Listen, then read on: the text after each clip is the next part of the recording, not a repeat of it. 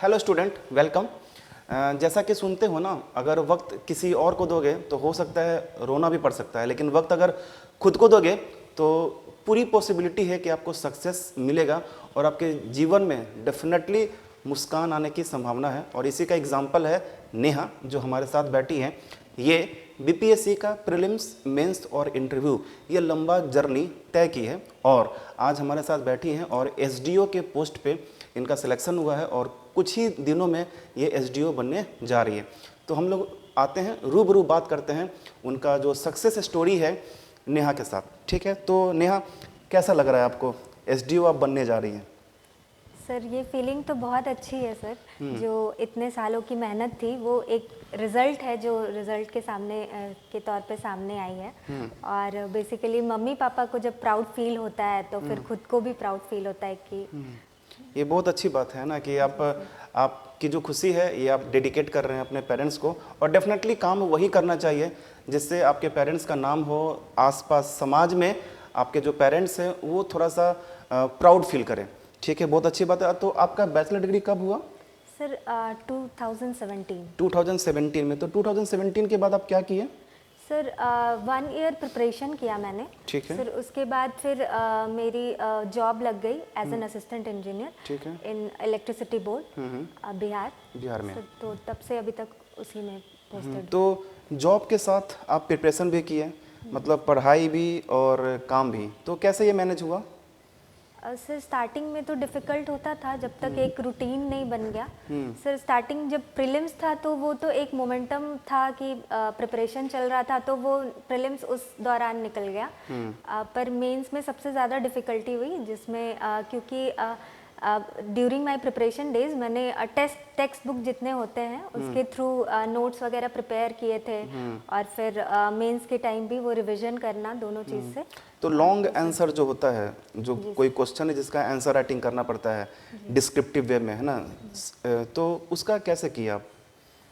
Sir उसके लिए एक बार जब मैं 2018 में प्रिपरेशन कर रही थी तो मेरा सिलेक्शन एसएससी जेई में भी हुआ था।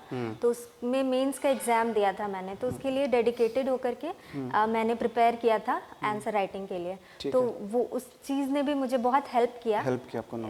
Yes sir. ठीक है, मैं हमेशा बोलता हूँ कि अगर आप सिविल सर्विसेज, चाहे आपका यूपीएससी हो चाहे बीपीएससी हो, ठीक है, जहाँ पे आप गॉस्टेड ऑफिसर बनने जा रहे हो, अच्छे क्लास के ऑफिसर बनने जा रहे हो, तो कहीं ना कहीं टेक्स्ट बुक को आप फॉलो कीजिए। अगर आप यूपीएससी के स्टूडेंट हैं, बीपीएससी के एस्पिरेंट है, तो एनसीईआरटी बहुत इंपॉर्टेंट रखता है। बेसिक जो बुक है वो काफ़ी इंपॉर्टेंट रखता है।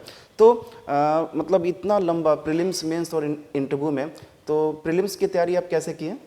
सर प्रीलिम्स तो जब प्रिपरेशन का दौर था, मतलब जब चल रहा था मेरा प्रिपरेशन 1 साल का, तो उस टाइम पे ही हो गया 2018 में ही।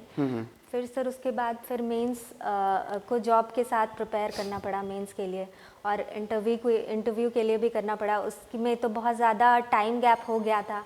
तो सर एक बार ब्रशअप करना, उसके लिए एक इंटरव्यू गाइडेंस प्रोग्राम मैंने ज्वाइन किया। जो हम लोगों ने जो इंटरव्यू गाइडेंस प्रोग्राम दिया था, ठीक है, तो उसके बारे में क्या कहेंगे?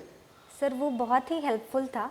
क्योंकि हम लोग जो भी पढ़ते हैं वो थियोरेटिकल होता है, बट सामने फेस टू फेस किसी भी क्वेश्चन का कैसे आंसर करना है, या फिर क्या प्रैक्टिकल क्या चीज़ें हैं जिसको पूछा जा सकता है, वो मुझे ये इंटरव्यू गाइडेंस के थ्रू पता चला। तो और एक कॉन्फिडेंस डेवलप होता है सर, क्योंकि पैनल बैठते प्रॉपर यहाँ पे सारे।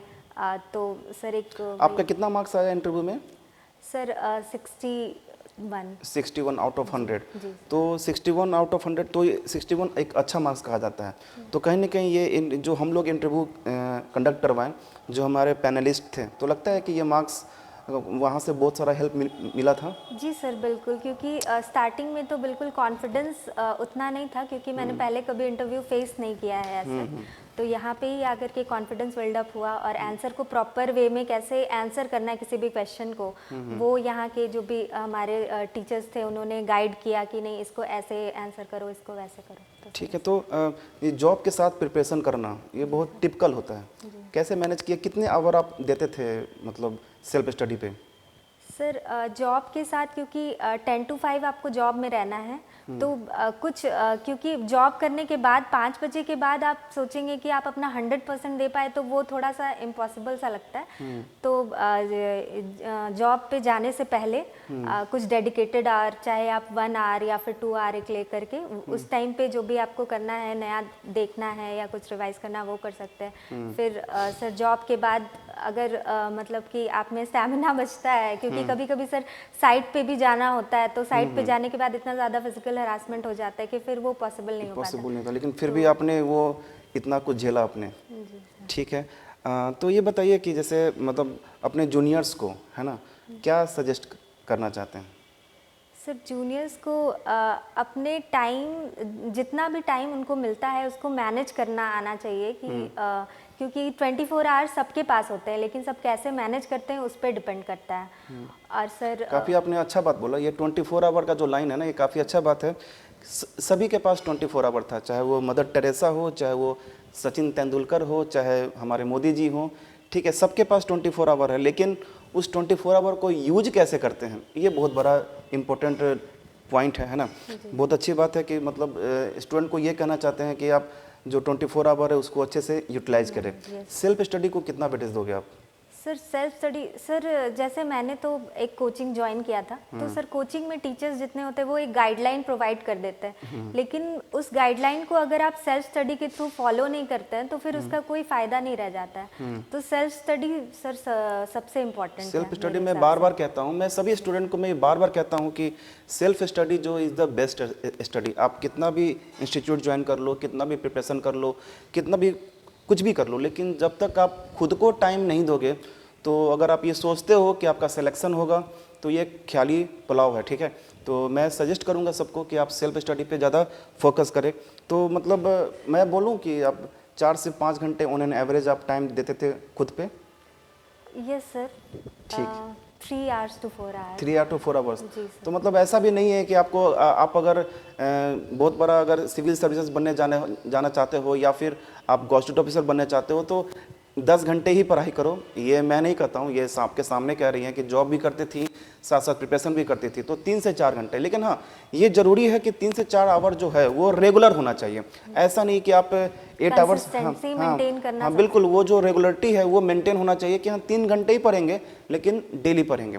ठीक है नेहा, तो ये लास्ट क्वेश्चन आपसे, ठीक है, कि बीपीएससी में एसडीओ बनने आप जा रहे हैं, ठीक है, तो बिहार के लिए क्या कुछ नया सोचोगे करने का?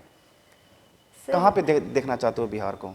सर बिहार को जितने भी टॉप सिटीज़ है हमारे पास, सर दिल्ली हो गया, मुंबई हो गया, मैं तो दिल्ली में रह के आई हूँ, तो सर ये फील होता है जो हमारी जन्मभूमि है सर उसको एक नेक्स्ट लेवल पे पहुँचाना। जैसे बहुत हद तक पटना में तो हर जगह से, एक जगह से दूसरे जगह कनेक्ट करने के लिए पुल बन रहा है, सब कुछ बन रहा है, एक वो डेवलपमेंट हो गया। तो एज एन सिविल इंजीनियर्स तो सर हम लोग उसी डेवलपमेंट पे अपना ये दे सकते हैं सर, योगदान दे सकते हैं। ठीक है, ठीक है नेहा, तो आप अपने जूनियर्स को ओवरऑल आपने ये बोला कि सेल्फ स्टडी पे फोकस करने के लिए, रेगुलरिटी मेंटेन करने के लिए 3 घंटे ही पढ़ेंगे, लेकिन रेगुलर पढ़ेंगे। टेक्स्ट बुक को फॉलो करने के लिए आप बोला। ठीक है, थैंक यू।